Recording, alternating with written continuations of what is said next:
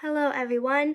So, the topic of today's presentation is going to be love yourself and love others. And before we get into the topic of our presentation, I'd like to ask you this question, which is how can you love others if you don't love yourself?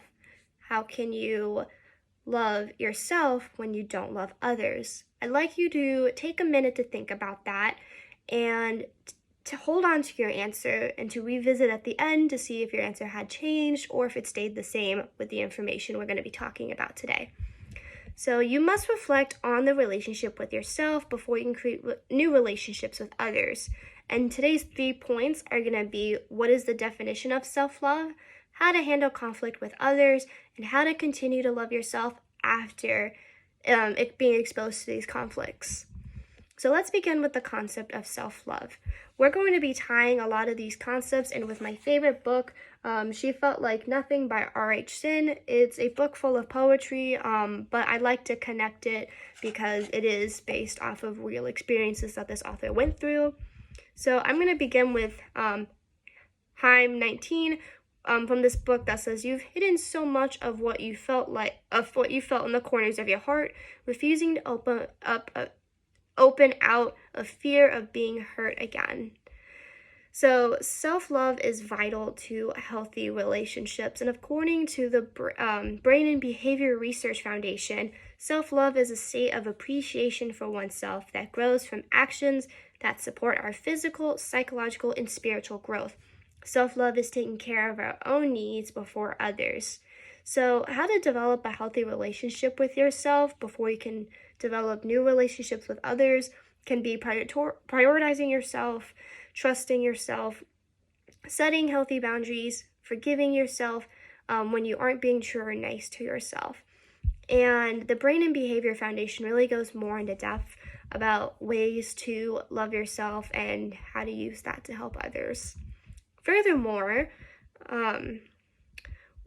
we have to love ourselves, or how we love ourselves affect how we interact with others and handle conflict between those we have a relationship with.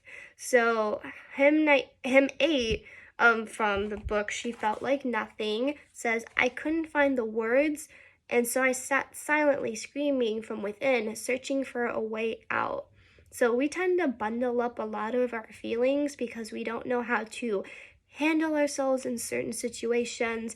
And Styles of Conflict Management, written by Jelena M., really goes into depth about 5 different types of styles that people tend to handle different conflicts in, which are going to be the competitive shark, the collaborative owl, the avoidant turtle, the accommodating teddy bear, and the compromising fox.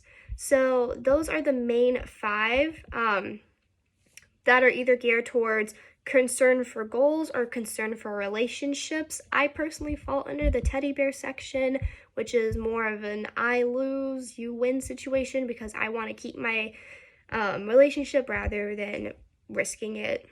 You can also go by the 5 styles of interpersonal conflict and management, which is a diagram that lays out where people tend to shift their focus on, which is either competing, avoiding, collaborating, accommodating, and compromising.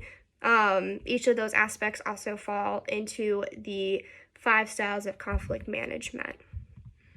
In addition to conflict management and kind of knowing how your style is to handle these conflicts, you have to remember to continue to love yourself after that because sometimes conflicts can be really detrimental.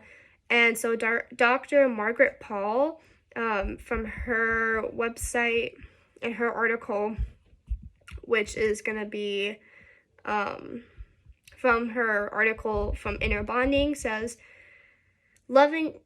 if you are capable of opening to learning about how you see things and how the other person sees things, and you think that the other person will open to learning with you, then it's loving to yourself to open to learning, which can lead to a win-win conflict resolution. So if you and your partner or whoever your other relationship is open to learning and to compromising, then it can lead more into a positive direction.